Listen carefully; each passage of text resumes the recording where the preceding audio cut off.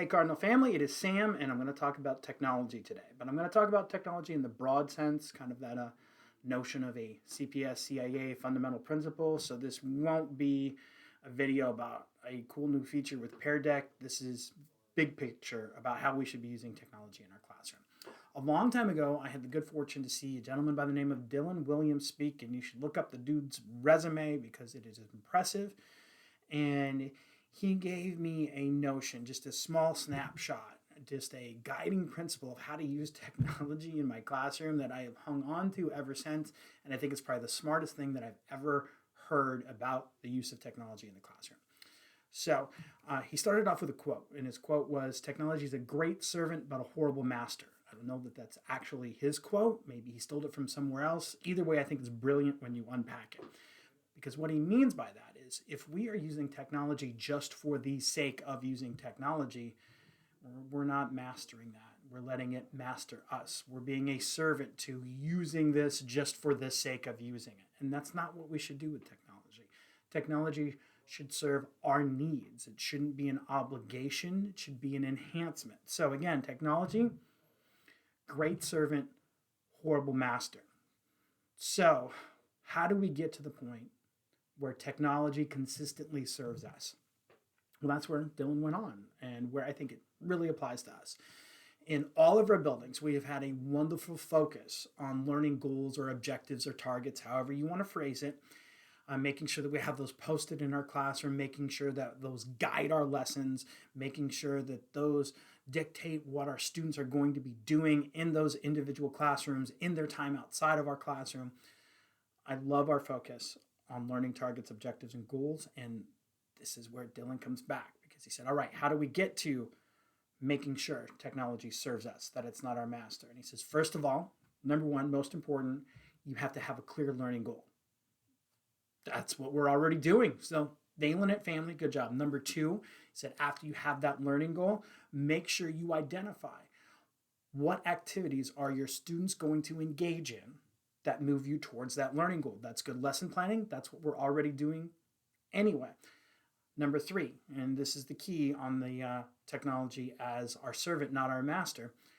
How can technology enhance those activities? And I love, love, love that phrase. It's not just using technology for the sake of technology. It's how does technology make that activity better? How does it enhance it? Now, I'm going to acknowledge we're in a completely different world than when I first heard this quote concept from Dylan Williams. We have been pushed to use technology in a way to access our students that we never thought of before. But the other thing it's done is it's made us much more proficient. It's helped us identify ways we can use technology to enhance what we're doing. So this is my challenge to you. When it comes to your use of technology, again, I know there's so many things. It's like we're using this because if we don't, we're not going to be able to access our remote learners. But wait, that totally fits in with what Dylan's talking about. I have been thinking about myself as a teacher in 1997, and when I had my very first email address in my rookie year as a teacher. And if I was in this circumstance, how would I have addressed my remote learners? And it's been, I guess I'm headed down to the copy machine and making packets. Well, heading down to the copy machine and making packets, that's using technology as a servant, not a master. Because the copy machine is a piece of technology. And before that, it would have been the ditto machine. And before that, I guess I would have had to handwrite all those. So I wanted my students to learn this stuff. They would have need packets. I guess I can use a copy machine. Well, right now, we've been identifying what do we want our remote learners to do? How can technology support that? We've been doing this. We just need to make sure we expand that and we consistently look at our use of technology in that way. So, again, pick out those learning objectives. Know what activities you want your students to do. And then go, how can Google Classroom enhance this? How can their laptop enhance this? How can a video enhance this? It's not that the video, the laptop, the Google Classroom is the activity. It is a tool to enhance your already super solid instructional strategy. So I'm going to say it again. You're probably tired of hearing it, but I think it's so powerful. Technology, great servant, horrible master. How do we make it our servant? Have a good learning goal.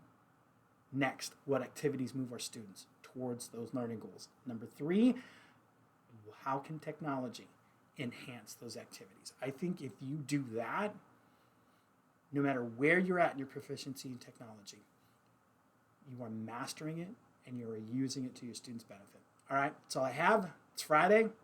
Hope you guys have a great weekend. Hope there's some rad stuff that happens with technological enhancement in your classrooms next week. All right, that's all I have. Take care, Cardinal family.